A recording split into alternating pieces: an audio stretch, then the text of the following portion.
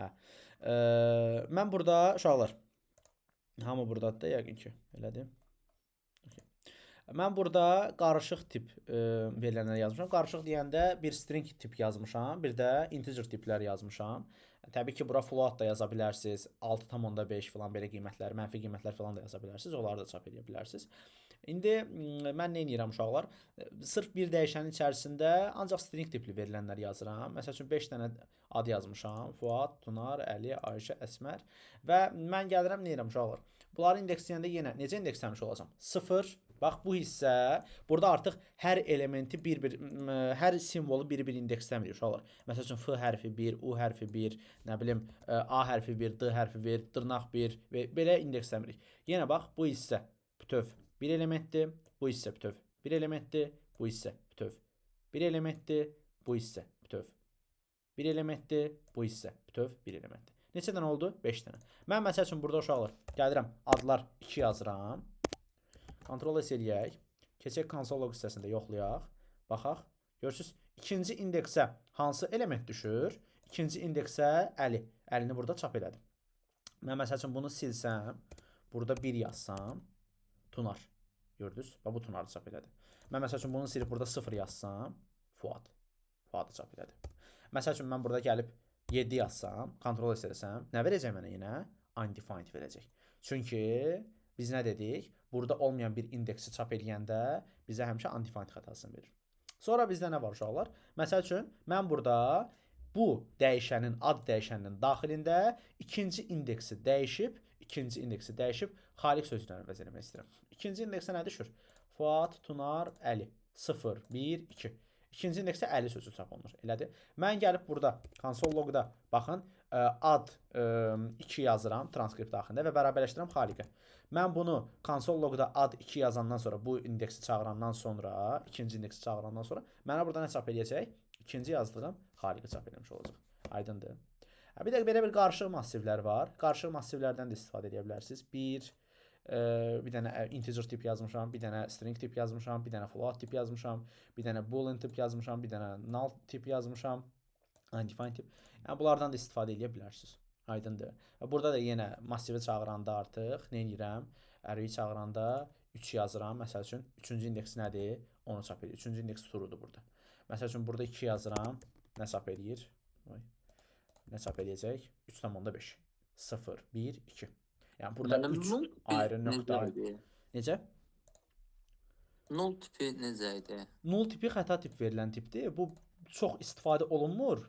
Biz bunu qarşıda 1-2 xırda məsələlər var. Orada biraz istifadə eləyəcəyik. Undefined. Necə? Yox. True false boolean'dir. O boolean'dir. Onları qarışdırmayaq. Yox. True false boolean'dir və onlar tamam ayrı şeylərdir. Onlar nədə istifadə olunurdu? Yes, no, okay, cancel belə şeylərdə istifadə olunurdu. Null tip tamam başqa bir şeydir. Bu belə. Bura kimi aydındır uşaqlar? Mənim indi orada biz 5 də yazsaq, 7 də yazsaq eyni şey verəcək. İndi undefined veriləcək bizə. Nə fərq olacaq onda? Harda? Hə, orada ən axırıncı yazdığınızda da ora məsələn 5 də yazsaq, Gəl 7 baxaq, də yazsaq eyni cavab verəcək bizə. 5 yazdım. 5-ci indeks hara düşür? 0, 1, 2, 3, 4, 5. Undefined düşür. Elədir. Undefined özü nədir? Undefined özü elə xəta demək deyil. Ona görə. Mən bura 9 da yazsam, sən dediyin rəqəm neçədir? 7 də yazsam, yenə də eyni şey verəcək. Yəni bu undefined sadəcə mən bunu bura ona görə qeyd etmişəm ki, uşaqlar, bu xətadır. Yəni birinin içərisində çox tip verilən qeyd etmişəm də. Başa düşdünüz necə? Fərqli dəyişənlər qeyd etmişəm ki, yəni hamısını görə bilərsiniz. Bu tipdə də yaza bilərsiniz, yəni. Qarışıq tip, amma bu qarışıq massivlərdən çox istifadə olunmur. Adətən ya belə olur, sırf belə deyim də string tip verilənlər bir yerdə olur, ya stringlə integer tip verilənlər daha çox rastımıza çıxacaq. Bunlardan çox istifadə olunur. Məsəl üçün bir də true'lardan filan çox istifadə olunur. Həmişə kimi boolean'lardan. Yəni burada belə deyim də string tiplə heç vaxt undefined filan bir arada çox görməyəcəksiniz. Sadəcə mən burada qarışıq massiv izah eləmişəm ki, bu tip massiv növləri də var. Belə şeylər də rastımıza çıxa bilər. Burada mahiyyət ondan ibarətdir uşaqlar. Aydındır? Bəli. Əla, çox gözəl. Keçdik davamına. İkinci bir davam olaraq belə bir faylımız olacaq uşaqlar. Bundan da Mən bir dənə əvvəl səhifəni aça bilərsiniz. bayaq. JavaScript-ini. Niyə? Nə oldu? Hə. Nə sual? Onun üçün üstünə düşərsən çəkirəm ona görə. Narahat olmayın, indi vaxt verəcəm. Hələ ki bura diqqətlə qulaq asın uşaqlar. Narahat olmayın. Hələ ki bura diqqətlə qulaq asın. İndi sonda açacağam. Həm çəkərsiz, götürərsiz, həm də ki video zət də qeyd alıram burada, həm də praktika üçün də vaxt verəcəm indi. İndi bir dənə bu hissəni öyrənək işləyək. Bu hissə də çox vacib əsaslardandır. Bildiyiniz şeylərdir əslində. Necə bir şeydir uşaqlar? Biz bir dənə massiv yazmışıq, massiv bir dəyişəni. Baxın uşaqlar, bu yazılışla, baxın bu yazılışla, bu yazılış. İkisi də eyni şeydir uşaqlar. Bunlar ikisi də eyni şeydir. Bir o qədər çox istifadə edəcəyiniz şey olmayacaq. Mən əsas keçəcəm sizdə burada for eachlər və funksiyonlara. Bu nədir uşaqlar? Məsəl üçün, mən bir dənə dəyişən yazıram, let adlar. İçərisində 1, 2, 3, 4, 5, 6, 7, 8, 9, 10. 10 dənə dəyişən və 11 dənə, 9 dənə indeksdən ibarət yazmışam. Element yazmışam. Nə edirəm uşaqlar? For each. For each nə üçündür? For each funksiya ilə çağırmaq üçündür. Məsəl üçün, mən bunu bağlayayım uşaqlar. Bir dəqiqə. Bunu açaq.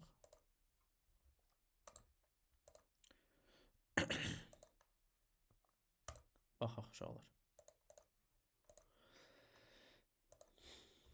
Mən məsəl üçün bunu da bağlayıram, çünki bunlar hamısı eyni görüntüdür bizdə. Bunu da bağlayıram. Ctrl S.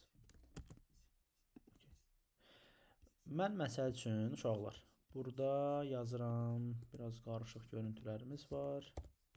Səbirli olun, bunları düzəldim. Sonra davam edək. Mən məsəl üçün deyirəm ki, burada olan array'in daxilində olan bütün elementləri bir-bir alt-alta çap eləsin. Bunun üçün nə edə bilərik uşaqlar? Arraylər ümumiyyətlə bax burada daha aydın hiss olunur ki, nə üçün istifadə olunacaq. Mən bu elementlərin hamısını tək-tək çap eləmək üçün nə edəcəm uşaqlar?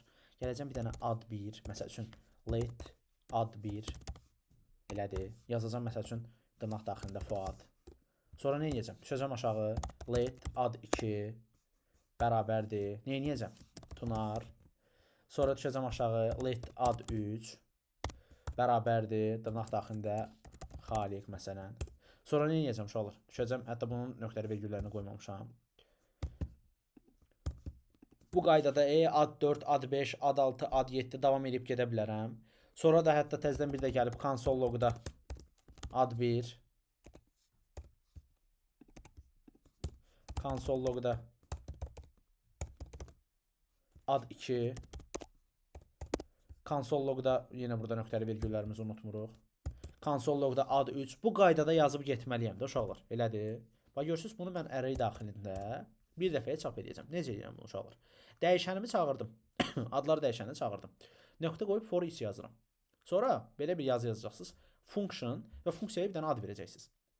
Sonra da fiqurlu mötərizə açıb konsol loqda həmin bu funksiyonu çağıracaqsınız. Adı çağıracaqsınız. Bu nə edəcək artıq? Adlar dəyişənində olanın hamısını bir-bir burada arzu olaraq çap edəcək. Bu bir növ birisi nə edir? For each hər dəfədən bir dövr eləyir.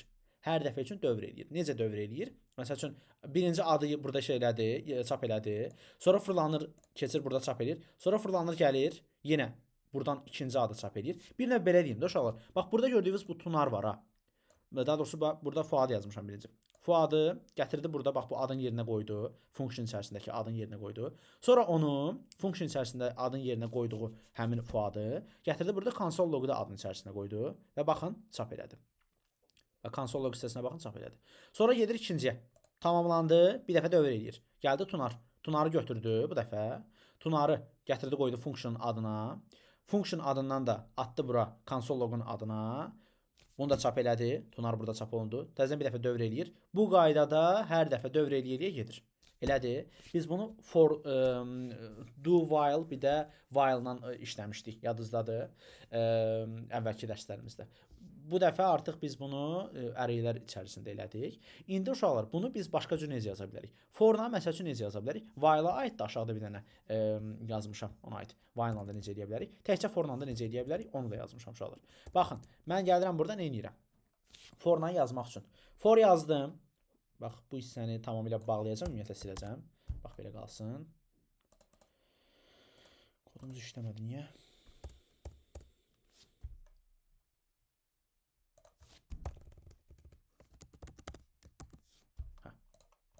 Dəyişik yazmışam adlarını. Demək uşaqlar, baxaq. Məsəl üçün mən gəlirəm burada adlar yenə dəyişən içərisində elementlər var. For yazdım. Fiqurlu mötərizəmi, sadə mötərizəmi açdım. Let i bərabər 0. Yəni bu adlar dəyişəninin içərisindəki i-ci element 0-dır hər iki. Sonra i elementi adların uzunluğuna, yəni bu dəyişənin daxilində olan element sayına bərabər olana qədər ən sonuncu elementə qədər nə olsun deyirəm? Hər dəfə bir vahid artırsın və həmin bir vahid artırdığını console logda adlar dəyişəninin içərisindəki i elementinə çap eləsin. Belə nəzərdə tutaq uşaqlar.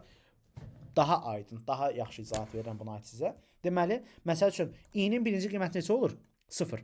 Sonra mən deyirəm i adların uzunluğu və i-nin üzərinə 1 gəlsin. I-nin üzərinə 0-dır. Üzərinə 1 gələndə nə olur? Yəni 0-cı elementi çap eləyib. Fuad. Elədir. 0-cı indeksdə düşən elementi çap eləyib. Çünki burada adlar i yazmışam və i-nin də ilkin qiyməti 0-dır. Bunu çap eləyib. Sonra i-nin üzərinə 1 gələndə eləyir 1. İndeksi 1 eləyir. Və gəlir burada yenə adlar i. Qalxır yuxarı. Uşaqlar, baxın qalxdı yuxarı. Birinci indeksə düşən hansıdır? Tunardır. Tunarı çap elədi. Sonra təzədən i-nin sonuncu aldığı qiymət neçə idi? 1 idi. 1-in üzərinə yenə də 1 gəlir. Neçə eləyir? 2 eləyir. İkinci indeksə düşən hansıdır? Xaliq. Gəlir baxın, xaliqi çap eləyir. Sonra i-nin sonuncu aldığı qiymət neçədir? 2. 2-nin üzərinə 1 gəlir və adlar i. Yenə qalxır bura. 0, 1, 2, 3 eləyir də. 3-cü indeksi çap eləməlidir. 3-cü indeksi çap elədi. Bu qaydada gedir. Ta ki, uşaqlar. Mən burada nə yazmışam? I kiçikdir adlar.length. Yəni adların uzunluğuna qədər belə deyək, element sayına qədər indeksləsin.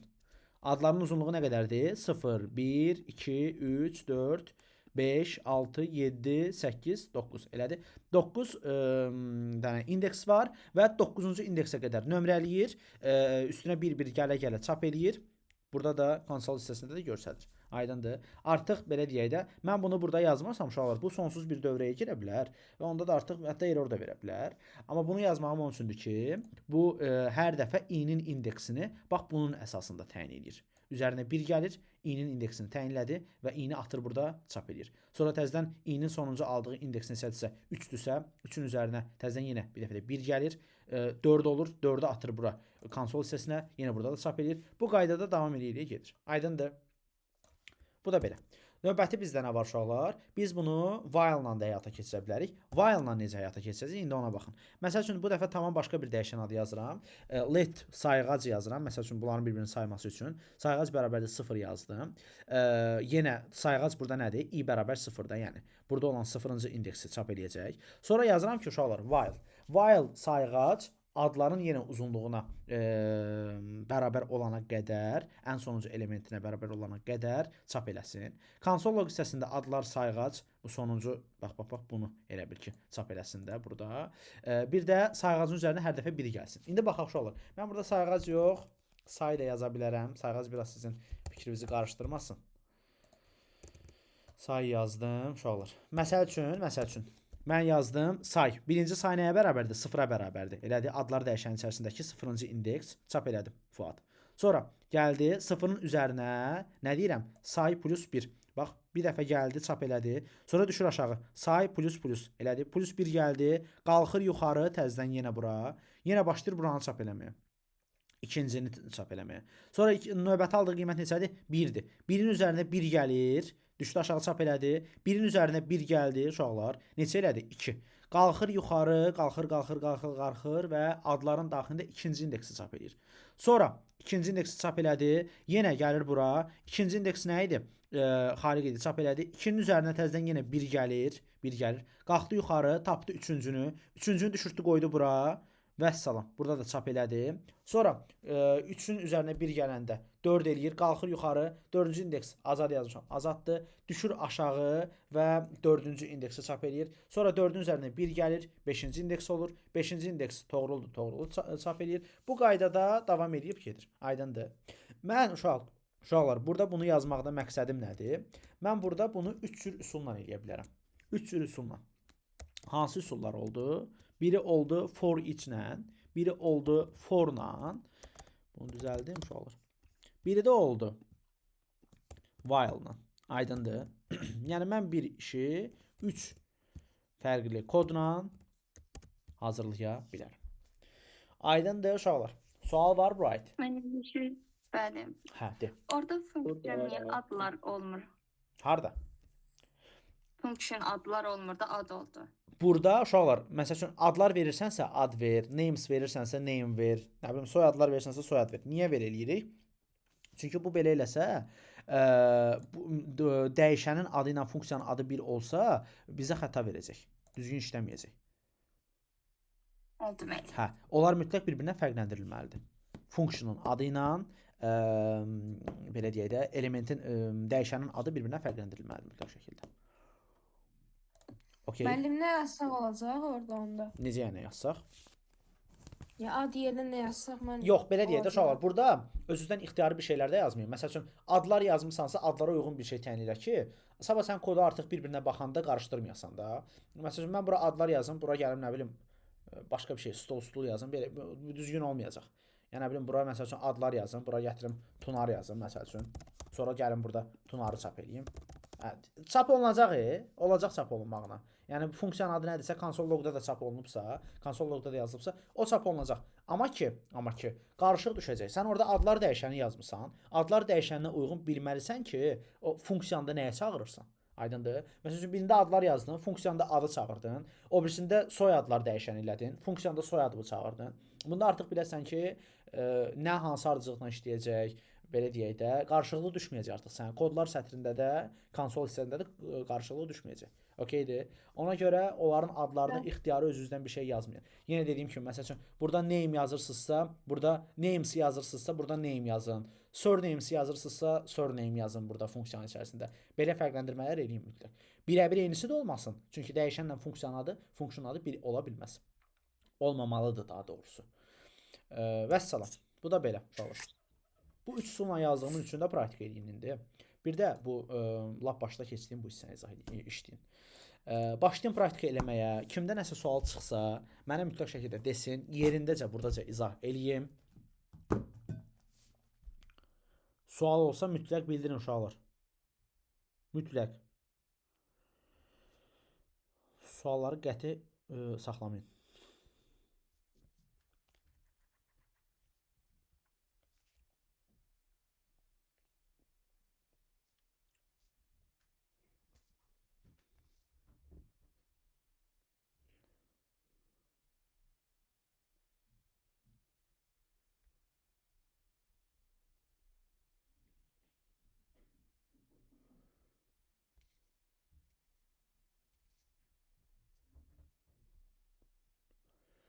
Sual olan desin uşaqlar, izah edeyim.